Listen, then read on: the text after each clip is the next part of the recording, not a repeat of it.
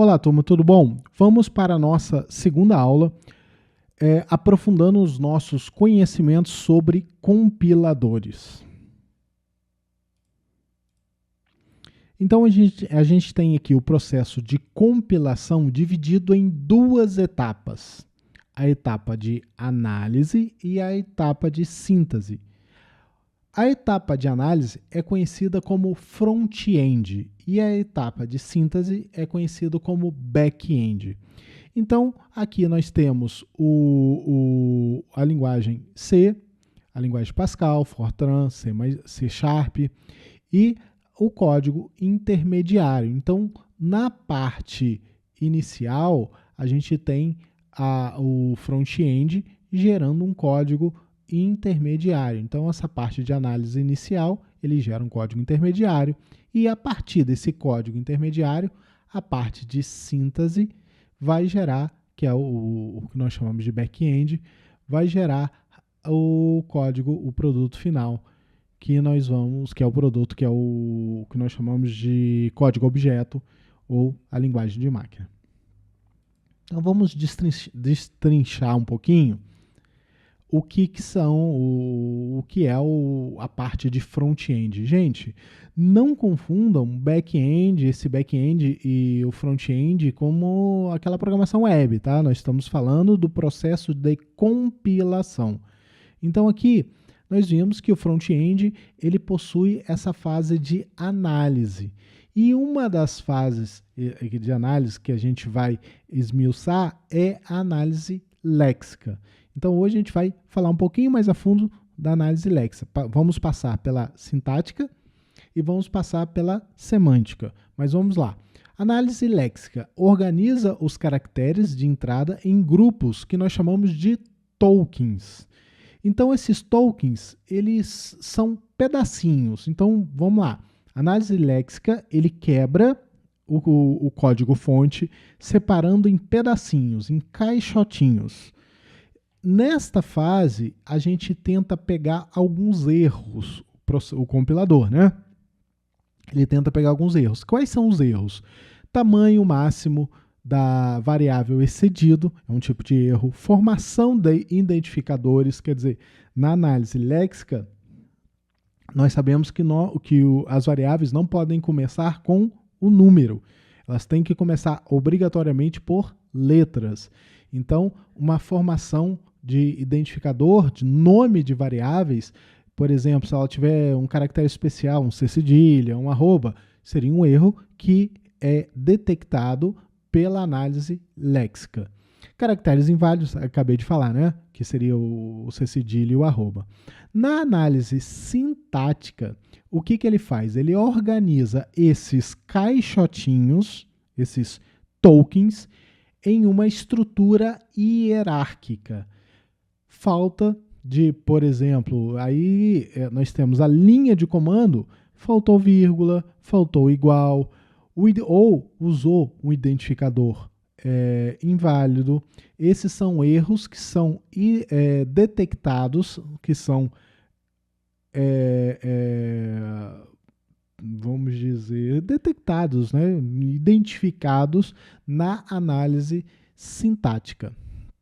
Já a análise semântica checa se o programa respeita as regras básicas de consistência. Tipos inconsistentes. Atribuir uma string em uma variável, por exemplo, do tipo numérica.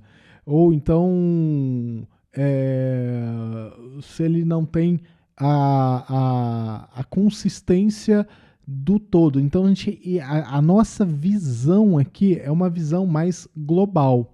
A gente vai aprofundar também.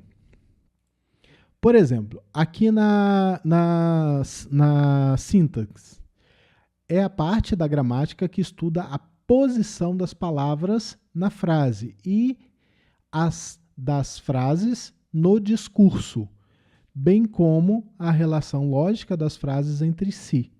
Então, ele analisa um todo. Por exemplo, aqui, o token, se a gente for pegar só o José, só o bebeu, só a água separadamente, está tudo correto, seriam tokens. Mas na sintaxe, o que ele faz? Ele junta esses pedacinhos e analisa para ver se faz sentido isso. José bebeu água, faz sentido. Água bebeu José, não faz sentido.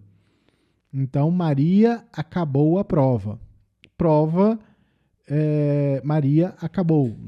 Já fica meio estranho, né? Então, essa análise é a análise de sintaxe. Aqui, para a gente aprofundar na análise léxica, nós temos o que nós chamamos de scanner.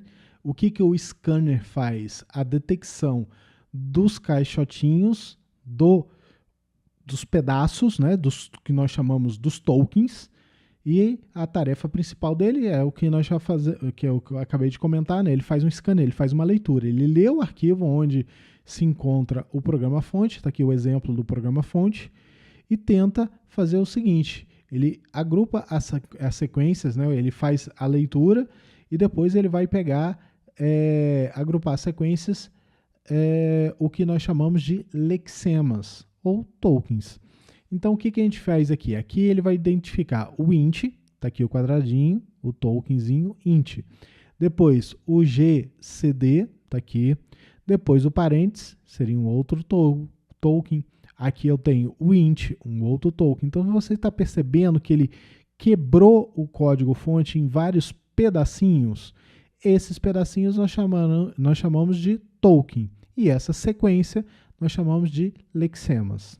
Então, para nossa definição aqui, lexemas, sequência de caracteres que forma uma unidade léxica, e o token, um objeto que contém um par de informações. Identificador do tipo da unidade léxica e um valor.